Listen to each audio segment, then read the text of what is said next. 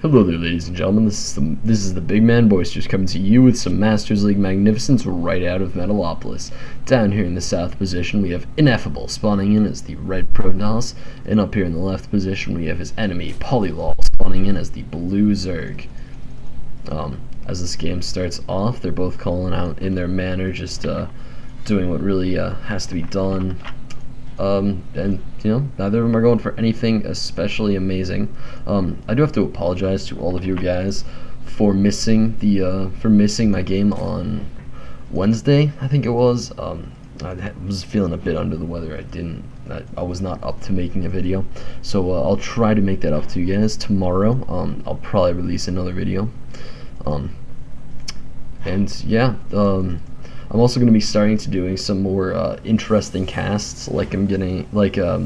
There's a map out there called it's just this guy named Zajat decided to do his own series of custom maps where he would do his best to individually balance them and kind of host them as his own tournament scene, and it's kind of like a little bit different from StarCraft 2.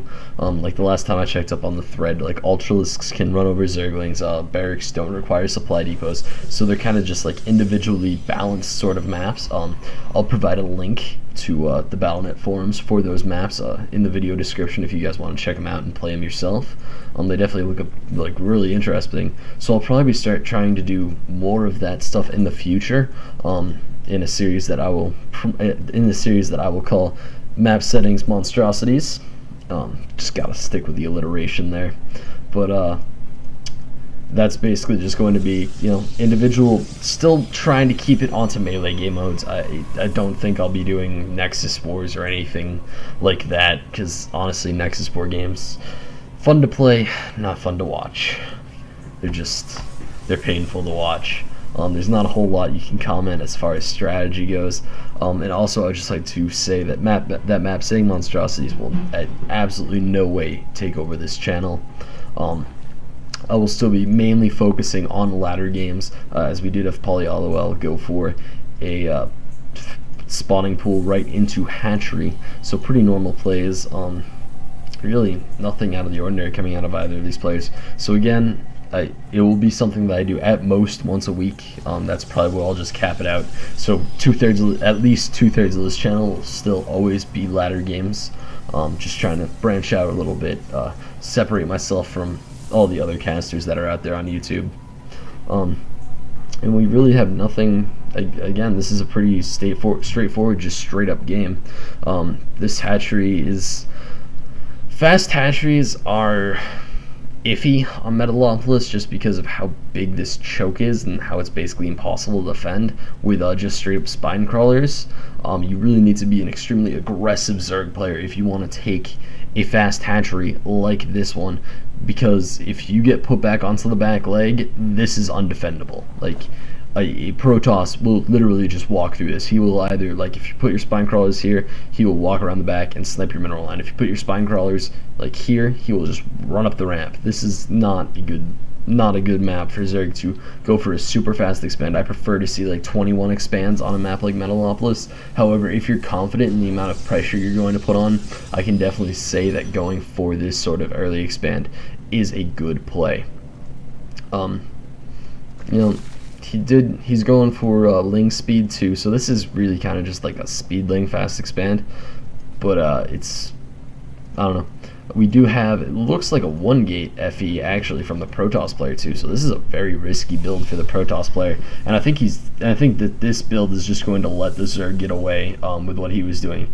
Personally, if I'm playing Protoss on a map like this where the choke point is huge and I see any Zerg go like that, I will usually go up to like 3 gates and just put on a bit of a display of pressure, because pressure plays out of toss on maps like this where the distances from bases are tiny will absolutely destroy a Zerg player, because if the Zerg player doesn't already have spine crawlers down, typically they won't be up in time, and usually Zerg players will typically underestimate the amount of spine crawlers they need unless they're going for something amazingly safe build.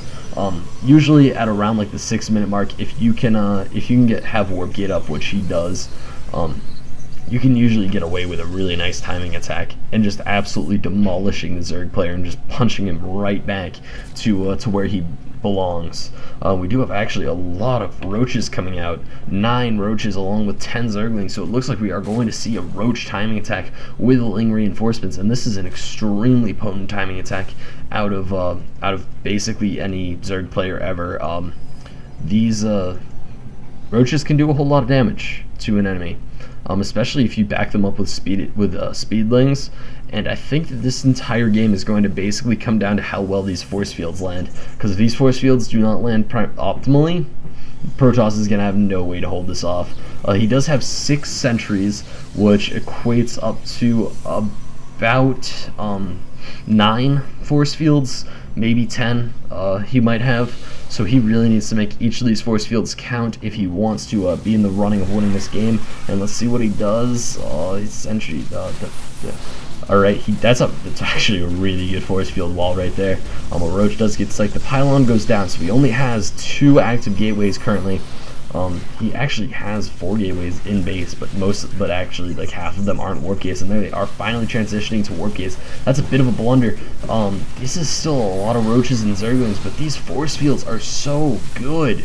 Man, they're just absolutely crushing his opponent's army. This Nexus is going to stay up, no problem. It looks like some Lings are trying to do a little bit of a run by into the base, but it's not going to matter. They might get 1 probe kill, and they do not. That probe actually gets away with like 10 health, as the rest of these roaches get cleaned up by a nice 4 force fields drop there, so that they were all trapped in the middle. And this is actually a pretty impressive play out of our Protoss player. I'd expect to see a counter push coming up, because the Zerg... Why would you build 14 drones at that moment? I'm not sure if that was a misclick or what, but when you fail an attack that hard and your opponent has this big of an army, you don't want to go for solid workers. You just don't. You want to have at least a couple of units at the front ready to scout. You might want to, kind of put some workers in there just to test the waters and try not to fall too far behind. He should have dropped these spine crawlers way earlier. There is no way these spine crawlers are going to be up in time to defend. They have a 50-second build time, and this army is around 15 seconds away. These Zerglings aren't going to be able to stall them for long enough. These queens, it's not going to be enough. I think this is going to be it for our Zerg player, as this Protoss army is looking pretty steamrolly right now. He just keeps putting down these money force fields and just absolutely saving his entire army, essentially. I mean, like, barely anything got any surface area there. The Zerg player is going to try to hold it off, but it just is not going to be nearly enough. And it looks like Ineffable is going to take this game pretty convincingly, actually. He basically absolutely demolished his opponent there. That was impressive. I'm just, the Zerg player basically just needs the GG out right now.